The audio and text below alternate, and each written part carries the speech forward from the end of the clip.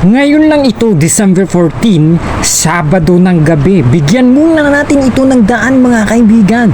Hindi bababa, Hindi bababa sa 15 bahay. 15. Marami ito mga kaibigan naming mga taga-subaybay, mga taga-pakinig namin at mga viewers namin dito sa aming page.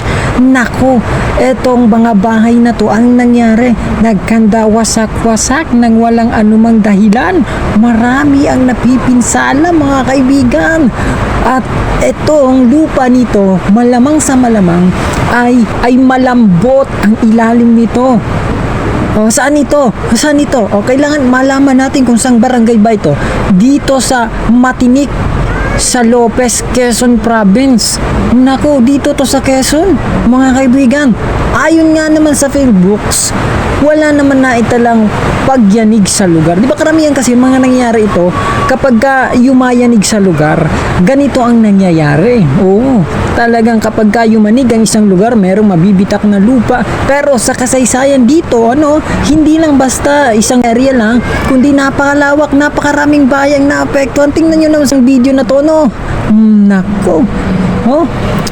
Ay kaya kailangan ito ay talagang pagtuunan ng pansin ng marami, lalong-lalo na ng mga may alam dito patungkol sa mga nangyayaring ganitong lupa, na nagkanda bitak-bitak. Ang tinitingnan natin dito, yan yung mga bahay na yan. Sayang yung mga bahay, hindi lang basta mga bahay, napakagandang ang gagara ng mga bahay na yan, napakalalaking bahay, pero ang nangyari, nagkanda angat-angat yung mga semento niya. Hindi naman na sinasabing sa pagkakagawa ng bahay dahil napakaraming bahay, hindi naman sa construction ang dahilan yan, kundi talagang lupa ang dahilan.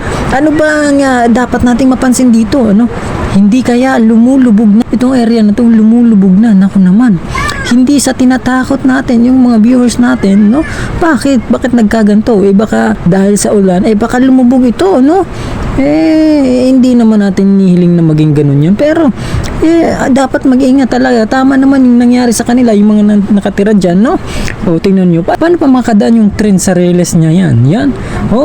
Talagang yung Riles, talagang lumulubog na yung pinagpapatungan, parang delikado na kung daanan pa, di ba? Ang pinakadahilan ayon sa mga nag-inspeksyon, sa mga tumitingin nito, dahil na nga rin sa pag-ulan. Umuulan na kasi napakatindi at sunod-sunod araw-araw, kaya naman nangyayari dito, lumalambot yung lupa. Yan ang pinakadahilan.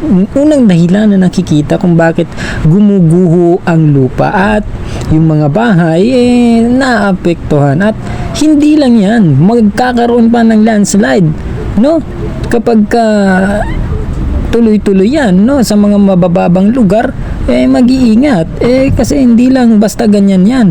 At hindi lang dyan sa lugar na yan, kundi sa iba't ibang lugar pa. Kailangan talagang mapanuri tayo kung anong nangyayari sa paligid natin, tingnan nyo naman ang nangyari dyan sa ang pamilyang naapektuhan yan, na umaabot ng 105 families, na mga lumikas, nasa paglikas na sila, kaya naman, ay naku naman ang mga ganitong bagay, kailangan maagap.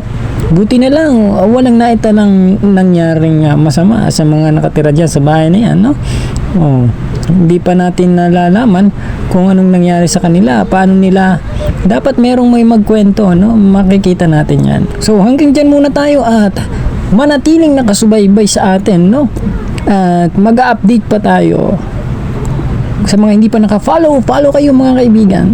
Thank you so much.